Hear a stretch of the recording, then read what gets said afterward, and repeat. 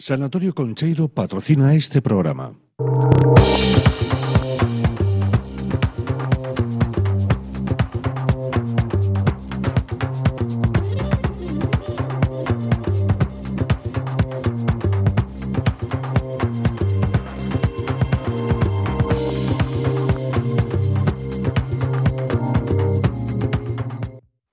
Hola, buenas tardes, buenas noches, amigos, ¿qué tal estáis? ¿Qué tal habéis pasado el verano? Espero y deseo que bien. Arrancamos una nueva temporada y antes de nada quisiera agradecerle al Sanatorio Concheiro estar una temporada más ahí con nosotros, apoyándonos, y realmente es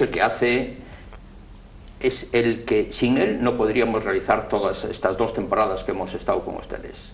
Gracias, Concheiro, gracias al equipo todo médico del Sanatorio Concheiro, y esperamos seguir ahí y dando siempre un poquito la batalla en todas estas cosas que nos interesan en Vigo.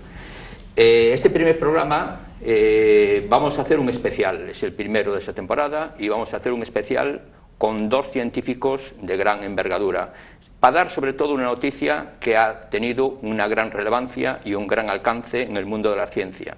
Estamos hablando de dos científicos vigueses de talla internacional. Uno de ellos, el que realmente es invitado nuestro y le vamos a entrevistar, es el doctor Alejandro Campo. Buenas noches, buenas tardes, Alejandro. Nos va a ayudar a la entrevista el ya conocido por todo Vigo, el doctor Tomás Camacho. Buenas noches, gracias por la invitación. Él, como buen especialista en toxicología, en enfermedades anti-envejecimiento y tal, pues fue necesario para hacer entrevista, porque es una entrevista científica de gran calado, aunque vamos a intentar, os lo ruego, hacerlo entendible. Si yo lo entiendo, quizás lo vaya a entender todo el mundo, pero yo soy neófito en estas cositas, entonces quizás, pero bueno, si no entiendo algo, yo voy a parar y voy a recalcar. Entonces paso a presentar al doctor Alejandro Campo. Es de Vigo, se ha ido a Estados Unidos, a Miami, sí, en un momento dado, que nos explicará. Has hecho allí un doctorado en biología molecular, sí, has hecho unas investigaciones y hace unos meses fuiste noticia mundial por un acontecimiento que vamos a desgranar, vamos a intentar desgranar en este tiempo, porque va a ser un monográfico, va a ser todo el programa dedicado a ello, porque creo que tiene suficiente importancia y es de gran interés para todos los que realmente pasaron por aquí durante toda la temporada anterior, que fueron asociaciones de enfermedades raras, de niños que tienen siempre una inquietud: ¿qué se va a hacer por el futuro de estas nuevas enfermedades y tal? Pues aquí quizás hoy en día vamos a tener un vistazo, quizás un abrir una ventana a unas posibilidades de soluciones. Alejandro Campo, vamos primero a decir quién es. Primero te graduaste en Ciencias de Biología Molecular aquí en Santiago de Compostela. Luego has hecho un máster en Ciencias en Biotecnología, también en la Universidad de Santiago, y ya te has dado el salto a Miami. Sí. Te has doctorado en Bioquímica y Biología Molecular. Entonces, te voy a hacer luego una pregunta muy interesante, sí, pero primero vamos a presentar al doctor Camacho para así arrancar pronto. Claro. El doctor Camacho, Tomás Camacho, es el director médico, como bien todos ya sabrán nuestros televidentes de Vigo, es el director médico del laboratorio Lema y Pandín del grupo Vitas.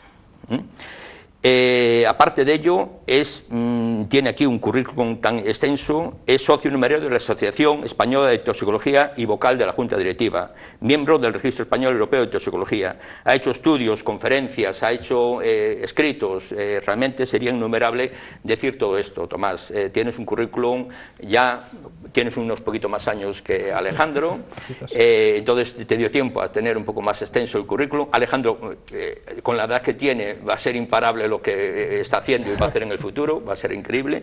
Entonces, la primera pregunta, yo dije antes que el doctor Tomás Camacho está aquí en calidad también de entrevistador científico, vamos a llamarle, es un locutor que nos va a hacer entendible lo que el doctor Alejandro Campo ha llegado a conseguir. Entonces, la primera pregunta es, ¿cómo te has ido allá a Miami, al Instituto Salk? ¿Qué es Salk y qué hacéis allí? Vale, muchas gracias primero por invitarme a venir hoy, por de verdad tener estos grandes entrevistadores y por darme la oportunidad de verdad de poder explicar lo que he hecho y lo que estamos haciendo. Yo realmente estudié, como indicaste muy bien, aquí en Galicia. Estudié primero en Vigo, luego me fui a Santiago, hice un máster en Santiago y me fui a Estados Unidos. Y realmente fue porque en ese momento me di cuenta de que si de verdad quería ser científico y tener una experiencia grande como científico, tenía pues que cambiar un poco de país, irme a otro lugar. En aquellos momentos realizar un doctorado en Galicia era bastante complicado, muchos de mis compañeros pues tenían realmente que hacerlo gratis prácticamente porque no había tantas becas y ayudas quizás como hay ahora. Estados Unidos, la cultura científica es un poco diferente, parece que se reconoce un pelín más la importancia que la ciencia tiene junto con la medicina, y allí sí que las universidades te ofrecen esa posibilidad de hacer tu doctorado allí y al mismo tiempo estar pagado. Y realmente, si lo pones a pensar, si tú quieres dedicar tu vida a hacer investigación, de algo tienes que vivir y realmente necesitas que alguien te pague por tu trabajo. Es una de las cosas que nos da envidia a Estados Unidos por eso. Sí, es verdad, es verdad. Es verdad que también te tiene que gustar porque no te pagan tanto como podrían a lo mejor pagarte en otras cosas, pero si tú de verdad quieres hacerlo y estás interesado, tienes la posibilidad de ir, de que te paguen, y aparte no solo es el dinero que a ti te están dando, es el dinero que tú tienes disponible para investigar. Yo creo que eso es una de las mayores diferencias. Tú puedes entrar en un laboratorio y puedes estar trabajando, pero si no hay dinero realmente para hacer nada, es imposible. Entonces, capacidad de esfuerzo y cabeza. Sí. No le quites mérito a lo que has hecho. Y por último, la posibilidad de interactuar con gente que de verdad está a primer nivel, gente de todos los países, allí hay investigadores de todo el mundo y de verdad interactúas con gente de diferentes especialidades y eso te enriquece a la vez como científico. Yo le preguntaría ahora a Tomás Camacho, al doctor Tomás Camacho, que nos aclare un poquito qué son, porque vamos a hablar de su investigación y sus conclusiones, y va a ser las mitocondrias y alguna actuación sobre mitocondrias. Y entonces primero vamos a aclarar qué son las mitocondrias y qué enfermedades abarca o qué enfermedades son las que pueden resultar. Bueno, yo antes de nada, Santiago, gracias por la invitación, porque realmente yo vengo aquí a aprender. Tenemos un investigador de élite del Instituto SAL y las publicaciones recientes es de auténtico nivel y el tema de lo que se está hablando ahora es un tema tremendamente novedoso y sé que muchísimos televidentes, hay muchísima gente que está esperando escucharlo, sobre todo las familias que tienen la desgracia de tener un niño afectado de enfermedad mitocondrial. Bueno, resumiendo, las mitocondrias es un elemento esencial de la célula y es la fuente de energía. Esa fuente de energía a veces se daña y a veces se daña en el nacimiento. Y cuando ocurre, por un tema de transmisión hereditaria, que en este caso son las madres las que transmiten la patología, esos niños nacen con unas patologías muy, muy graves. Hay también, en la segunda parte de la charla, hablaremos de las enfermedades que cuando la mitocondria se altera con posterioridad y temas como el envejecimiento, las enfermedades cardiovasculares, etcétera, etcétera. Pero el tema de las enfermedades mitocondriales es un tema muy importante y un tema, hace unos minutos hablábamos precisamente de que en el año 2000 se ha formado la primera asociación española de padres afectados. Es decir, un tema tremendamente reciente. Yo le preguntaría al doctor Alejandro Ocampo, concretamente, ¿qué has investigado y qué alcance, o sea, las conclusiones de lo que has...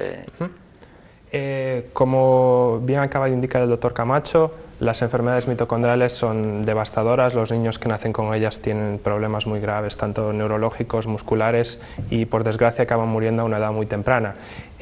Lo más dramático yo creo que hay en estos momentos sobre estas enfermedades es que no existe cura.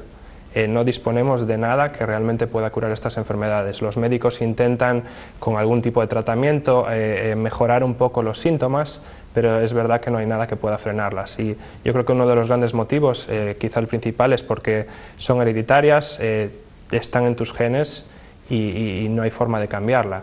Es importante destacar, para que entendáis un poco mejor lo que nosotros hemos hecho, que la mitocondria es el productor de energía de la célula y que tiene su propio ADN. Esto hace que las madres pasen a sus hijos estas mitocondrias con este ADN que está dañado. Y realmente lo que nosotros hemos hecho es no buscar una cura, pero buscar una manera de prevenir que esas madres transmitan la enfermedad a sus hijos. Hasta este momento no hay manera tampoco de prevenirlo. Un médico te puede dar consejo de, a lo mejor a una madre que es portadora, que coja óvulos donados, que estén sanos, puede decirle, pues mira, tienes tantas posibilidades de que tu hijo salga sano o no, y los padres por realmente arriesgarse, pero no hay nadie que realmente pueda prevenir la transmisión de esas enfermedades hoy en día. Hace muy poco, además, coincidiendo con nuestro trabajo, se acaba de aprobar por primera vez un método del que vamos a hablar luego más extendidamente, pero nosotros lo que hemos hecho es desarrollar una alternativa para prevenir la transmisión. Nos enfocamos en no curarla, pero simplemente que no se transmita. Entonces, podemos empezar ya. Sí, es curioso, estabas comentando un tema muy importante, tan vigente como que ha sido en febrero de este año, sí, que la Cámara de los Comunes británicos sí, ha aprobado una nueva metodología que se ha dado en llamarle el ADN de los tres padres, que origina un debate tremendo, en donde ha intervenido la Iglesia, un debate muy controvertido, que realmente es ADN de los tres, pero realmente el ADN mitocondrial es muy pequeño. Pero, ¿qué problemas tiene esta técnica realmente? A ver, yo creo que el mayor problema es que no conocemos los problemas que puede tener. Nadie puede hoy en día asegurar con certeza que un niño que nazca de esta técnica vaya o no a tener problemas. Es decir, se han hecho estudios y se han hecho mucha investigación para comprobar si cuando tú mezclas, lo podemos explicar un poco mejor. Esta técnica en lo que consiste es, tú coges un óvulo de una madre que es portadora de una enfermedad mitocondrial, le quitas sus genes nucleares, le coges el núcleo entero y lo pones en un óvulo de una mujer que es sana. Entonces el niño que va a nacer va a tener mitocondrias que son sanas. Esto es lo que se llama reemplazo mitocondrial. Realmente está reemplazando las mitocondrias que están dañadas por mitocondrias sanas. Entonces, los mayores problemas que se cree que pueden pasar derivan en la comunicación que existe entre el núcleo y la mitocondria. Es decir, tú para fabricarte tus mitocondrias necesitas genes que están en el núcleo y genes que están en tus mitocondrias. Y hay una constante comunicación entre la mitocondria y el núcleo para coordinar la fabricación de todas las mitocondrias que tienes. Es decir, tu núcleo pues envía 3 proteínas y tu mitocondria produce estas 3 y esto hace una mitocondria.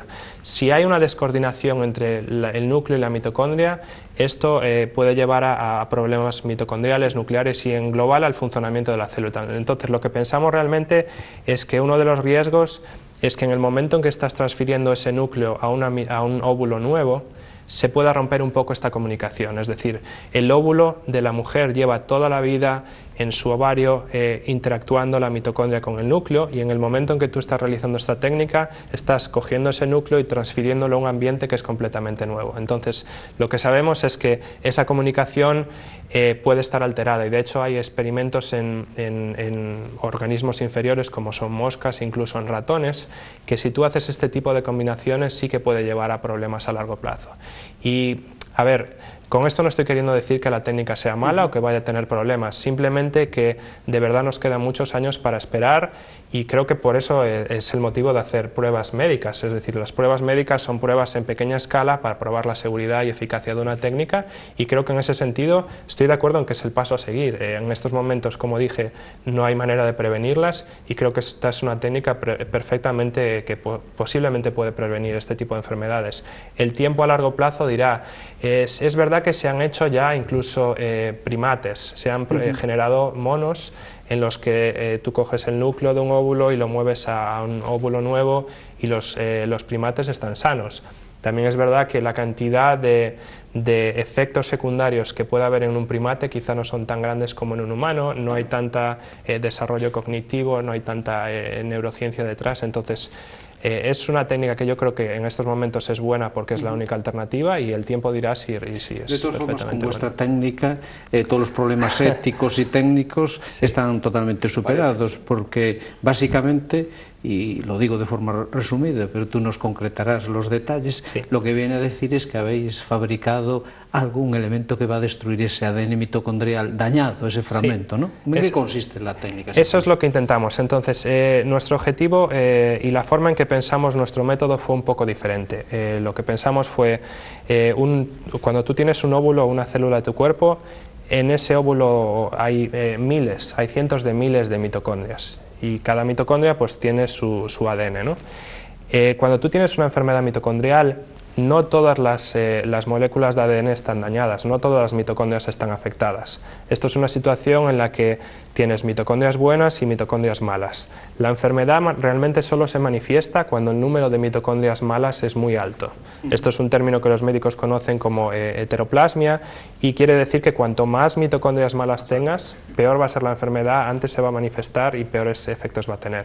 Entonces nuestra idea fue, si tienes una mezcla de las dos y las mitocondrias se están generando constantemente, vamos a intentar eliminar selectivamente las mitocondrias malas, y esto realmente lo que hicimos. El trabajo lo que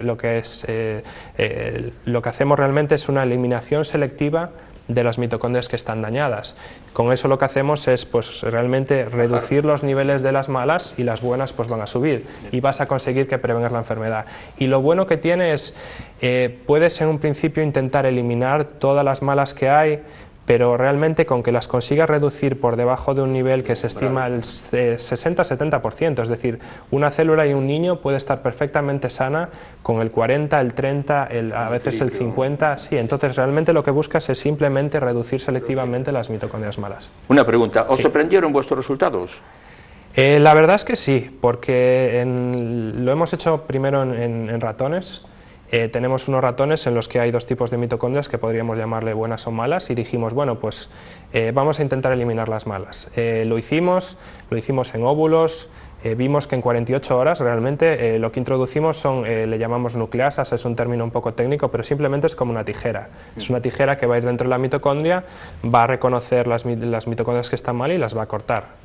Entonces lo que vimos es que simplemente en 48 horas éramos capaces de reducir casi el 80% del ADN malo. Entonces dijimos, bueno, si lo podemos hacer en un óvulo, vamos a intentar el siguiente paso. Vamos a coger embriones que tienen esta mezcla, vamos a eliminar las mitocondrias, transferirlos a una madre, y los ratones que nacieron, pues nacieron con niveles muy bajos de las mitocondrias malas.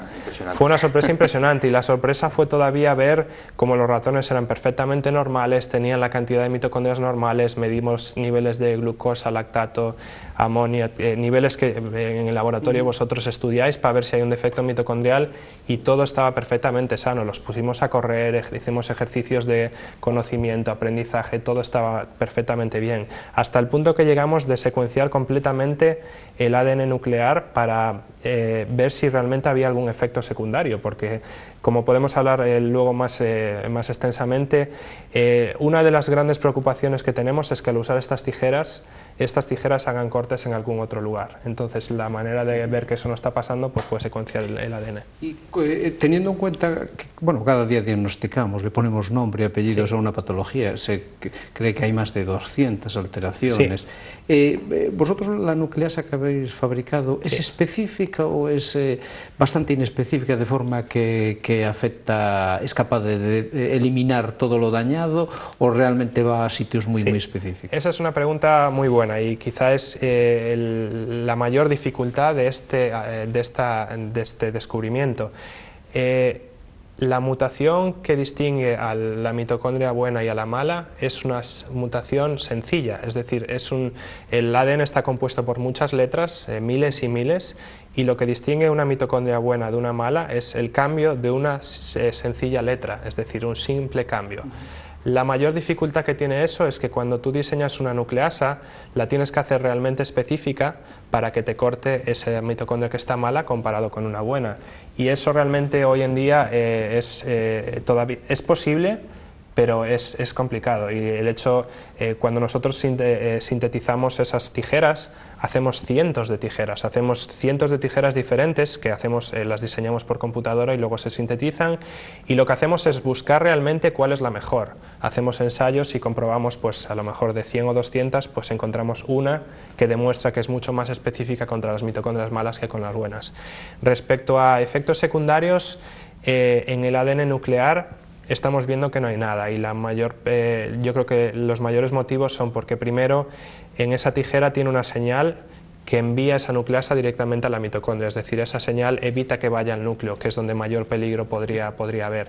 Y segundo, porque no encuentras secuencias similares a la secuencia mitocondrial en genes nucleares. Los cambios son muy grandes y simplemente, aunque fuera el núcleo, no haría ningún corte. Estas tijeras simplemente reconocen una secuencia, se unen y luego en el momento que están unidas dan un corte. Y la gran preocupación que tiene la familia que ha tenido un niño con, bueno, es un drama personal, sí, familiar y obviamente social, porque lleva implícito unos costes de por vida y muy altos. Sí. Pero las parejas siempre se plantean el tener un segundo hijo y es una lotería en este momento. De ahí la técnica que ha surgido, de la que hemos hablado anteriormente. Pero esta técnica garantiza por lo menos que la siguiente, ¿cuántas generaciones garantiza que ese ADN que habéis, digamos, rectificado no va a alterarse?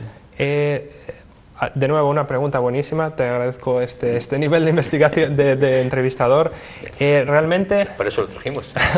Muy buena pregunta. Realmente las dos técnicas se han comparado una con otra. La técnica inglesa, que le llamo inglesa simplemente porque se ha probado en Inglaterra, pero bueno, hay científicos estadounidenses que también han trabajado en este campo, garantiza que entre un 1 y 2% de las mitocondrias que venían todavía se están transmitiendo. Es decir, tú cuando coges el núcleo del óvulo, ese núcleo está rodeado también por mitocondrias y realmente es prácticamente imposible no arrastrar algunas de esas mitocondrias malas que vienen con ese núcleo.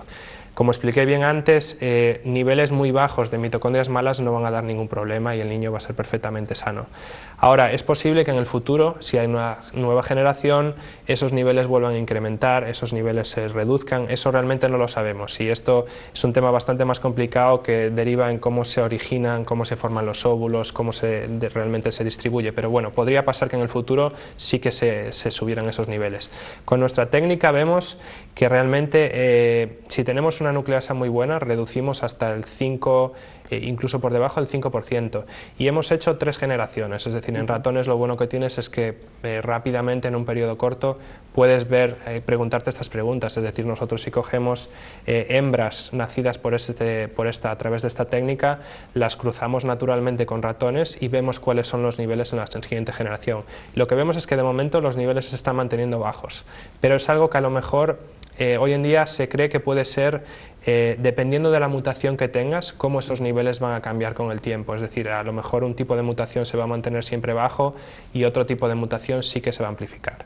Lo bueno, o que tiene algo de bueno, es que debido a la transmisión materna, si realmente el niño que nace es un varón, ahí se termina porque ya no va a haber transmisión a siguiente generación. Entonces mucha gente incluso se llegaba a discutir si sería bueno hacer una selección a nivel de que solo se seleccionaran embriones varones para prevenir este tipo de problema. Pero yo creo que realmente en el caso de las dos técnicas los niveles se mantienen bastante bajos, la madre siempre se puede analizar, hacer análisis para ver en cuánto están sus niveles antes a lo mejor de tener el siguiente hijo, y en el peor de los casos, si de allí a 5 generaciones el nivel está alto otra vez, pues tener que repetir la técnica, que a ver, para una mujer hoy en día estas técnicas no son dolorosas, podemos explicar un poco más cómo funcionan, pero para una mujer no suponen ningún tipo, tiene que hacer un tratamiento de fertilidad in vitro, igual que muchas otras mujeres que tienen problemas para concebir hijos, pero en su cuerpo no se hace nada diferente que un tratamiento normal. Sus óvulos se extraen y tanto una técnica como la otra solo los manipula a nivel in vitro, luego los embriones se transfieren y no supone ningún problema. Y en este momento la fase en la que habéis dado un salto cualitativo, claro, fundamental, sí, es pasado de ratones, primates, obviamente vais a iniciar el estudio con embriones, ¿no? Sí. Es así, ¿no? Sí, lo que es un tema que me gusta tratar con mucho cuidado porque no quiero tampoco dar ni falsas expectativas ni creer que estamos corriendo demasiado. Entonces, nosotros hicimos un experimento para intentar acercarnos a la situación humana que está en nuestro trabajo, que fue un poco crear un óvulo en el que hubiera una mitocondria humana que estuviera dañada e intentar eliminarlo. Y eso lo hicimos con óvulos de ratón, cogimos óvulos simplemente de ratón, Cuando digo cogimos, digo porque este trabajo participan casi 20-30 personas. Esto también da una idea de lo que te comentaba antes de la colaboración, de lo bueno que es tener gente. Yo estoy aprendiendo a manipular óvulos, en cambio tengo una persona conmigo que es un experto y que lleva toda la vida haciéndolo. Entonces ahí te juntas dos personas, una que tiene una especialidad determinada en biología reproductiva, otro que es biólogo molecular, y es cuando salen cosas que de verdad por separado no saldrían. Entonces, volviendo a la pregunta que me hacías, hicimos un experimento súper complicado técnicamente, que fue fusionamos células de un paciente humano con un óvulo de ratón. Lo que generas ahí es un óvulo que realmente tiene dentro de sí mitocondrias humanas que tienen una enfermedad. En esos óvulos introdujimos las tijeras necesarias para eliminar las mitocondrias humanas malas y vimos que de verdad funcionaba. Entonces, eso fue un experimento que de verdad a la comunidad científica y a los editores le dio la idea de que de verdad esto podría funcionar, porque es una situación que tú generas artificial, pero que es muy similar a lo que tendrías con un óvulo humano de verdad. Entonces, después de que el trabajo se publicó en ratón, inmediatamente la gente te pregunta por humanos y cómo de rápido lo vais a hacer. Sobre todo, quiero decir, las asociaciones, los pacientes. Nuestro objetivo es siempre ayudarlos, y realmente no quiero dar el mensaje de que muchas veces lo que intentamos es ver que la técnica es segura y eficaz antes de movernos hacia adelante.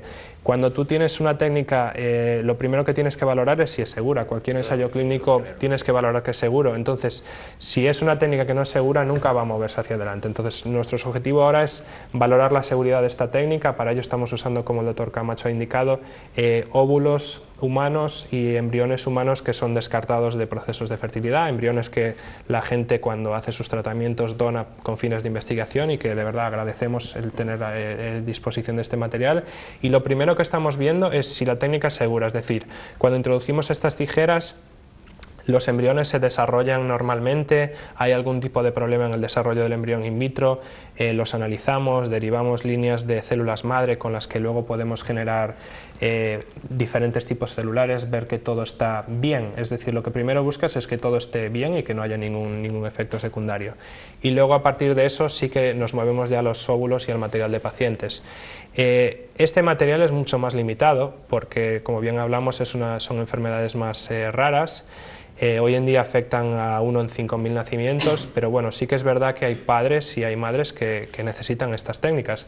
Ahí el material es más limitado, entonces tienes que de verdad tener una seguridad de que vas a tener un resultado bueno y de que por lo menos vas a poder avanzar, porque no puedes estar cogiendo pacientes, estimulándolas constantemente para hacer tus experimentos. Entonces hacemos mucho de seguridad en óvulos y embriones normales y luego hacemos también eficacia en óvulos de pacientes. Sí. Antes mencionaste que erais un equipo bastante amplio, multidisciplinar, pero también tengo entendido que hay centros españoles de Cataluña que han intervenido también. ¿Qué tipo de colaboración hicieron ellos? ¿Dónde está su trabajo? A ver, yo soy español, mi jefe también es español, es Juan Carlos Izpizua Belmonte. Él es un investigador bastante conocido de aquí de España, lleva muchos años en Estados Unidos y ya tenía establecida esta colaboración con Hospital Clínic y Hospital Sant Juan de Déu en Barcelona. Ellos llevan muchos años trabajando juntos en muchos temas. Estos hospitales tienen departamentos de pediatría que ven muchos pacientes con este tipo de problemas, que tienen, pues son enfermos con enfermedades mitocondriales. En el momento en que nosotros empezamos a desarrollar este trabajo y se vio que hacía falta material humano para hacer algunos ensayos, obviamente uno de los primeros centros que se contactó fue con ellos, porque trabajamos con ellos a diario en otros campos, y se les preguntó, mira, ¿podríamos tener posibilidad de que mujeres...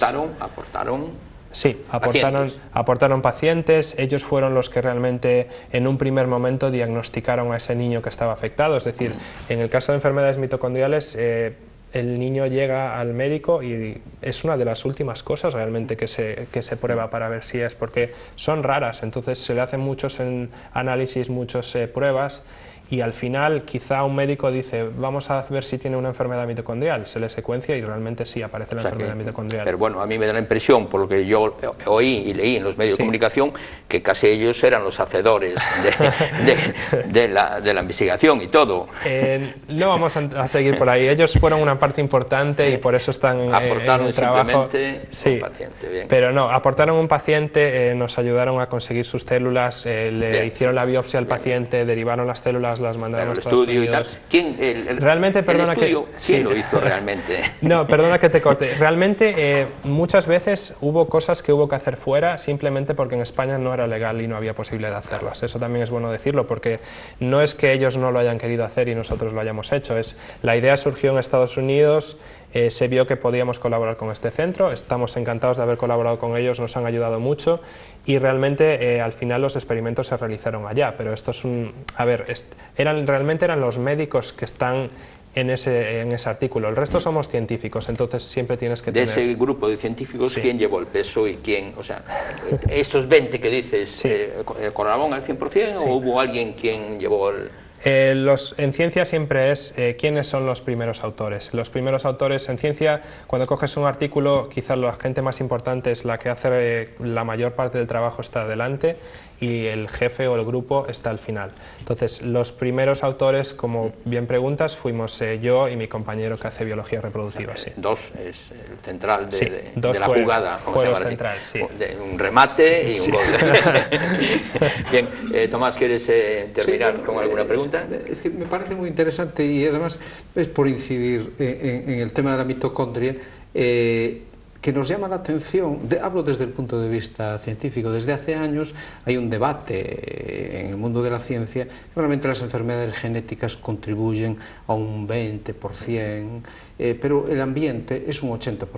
Pero en ese 20% siempre se ha hecho una investigación y se han dedicado muchísimos recursos al ADN nuclear. Y se ha olvidado, casi es el hermano pobre, el ADN mitocondrial. Sí. Y hoy sabemos, por ejemplo, otro día hemos estado en un congreso en donde se hablaban, y en líneas generales, que en España debe haber alrededor de 100 personas, 100 investigadores que se dedican a ADN mitocondrial, que es escaso comparándolo con ADN nuclear. Sí. Y lo sorprendente es la importancia que tiene la mitocondria y la repercusión, no solo para estas enfermedades, obviamente, que son, ya hemos utilizado el término devastador, y es sí. exacto, sino para enfermedades que aparecen en el adulto. La mitocondria tiene un aspecto muy importante, es generadora de energía, es la central nuclear de la célula y obviamente produce desechos, unos desechos que todo el mundo ha oído hablar, los radicales libres. Que un número determinado de radicales libres es bueno tenerlos en el organismo. Eliminan enfermedades infecciosas, aumenta el tono muscular, etcétera, etcétera. Bueno, pero sin embargo, cuando pasan los años, la mitocondria, esos mecanismos naturales que tiene de antioxidante, la vitamina C, etcétera, esas cosas que aportamos va declinando y sin embargo esos radicales libres van aumentando y llega un momento en que se produce un término médico que no quiero utilizarlo, pero que es muy estricto, que es apoptosis, que sí. es muerte celular programada. Sí. En el momento que muere la célula, aparecen esas enfermedades que estamos viendo hoy, Parkinson, Alzheimer, esclerosis lateral progresiva, cardiovasculares, y una cosa importantísima, el tema en donde estáis, yo sé que estáis muy centrados, el tema del envejecimiento. Ese es un tema de gran debate. ¿Qué podéis hacer los que os dedicáis al estudio mitocondrial y sobre todo los que estáis a nivel puntero, sí. como es Salk? ¿Qué podemos hacer con esas enfermedades degenerativas? De una forma reducida, que se nos fue el tiempo. Sí. Sí. De todas formas, yo voy a decir, Palaño se ha comprometido a que va a volver a Vigo, porque es de Vigo, viene de vacaciones, se ha comprometido a decirnos los avances que tiene en la investigación anti-envejecimiento. Creo que estás consiguiendo también sí, cosas muy importantes. Bueno, también, sí. Desarrolla un poquito la respuesta. Es perfecta la definición. La mitocondria decimos siempre que está en la línea entre la vida y la muerte. Necesitas la energía para que la célula viva, pero es verdad que la mitocondria juega un papel muy importante en la muerte de la célula, no solo con la producción de radicales libres, que son como materia de desecho de la respiración, pero aparte la apoptosis, el mayor mecanismo de muerte celular es a través también de las mitocondrias. Juegan un papel esencial con la liberación del citocromo C, es esencial para las dos. Hace muchos años nadie estudiaba prácticamente mitocondrias y yo creo que tiene un poco que ver con el origen. El origen de las mitocondrias es origen bacteriano. Hace muchísimos años una bacteria se metió dentro de una célula eucariota y decidió empezar a producir energía y no mucha gente le dedicaba mucha importancia. Creo también que es por la cantidad, tienes miles de mitocondrias, entonces la gente dice, bueno, pues si hay tantas no pasa nada, si algunas se estropean seguiremos para adelante. Yo realmente es uno de mis orgánulos favoritos, me introdujo mi profesor de doctorado en él y tiene un papel fundamental del que podemos hablar muchísimo más extenso en los Yo próximos. solo quería hacer un inciso, que los estudios cuando se de investigación de ADN en mitocondrial son los que han permitido saber nuestro origen hace 150.000 años, el origen, Eva, que salimos de África. Sí, sí. Bueno, pues se nos fue el tiempo, ya quizás nos pasamos un poquillo, me están diciendo realización que vamos muy... gracias Alejandro, fue un placer hablar contigo, desarrollar todo esto. Tomás, yo te emplazo para otras veces para cosas científicas, que seas nuestro colaborador científico. Muchas gracias a los dos. Gracias a todos ustedes, espero que les haya interesado y nos vemos la próxima semana, que estará con nosotros ya Maika, se incorpora Maika Varela. Gracias.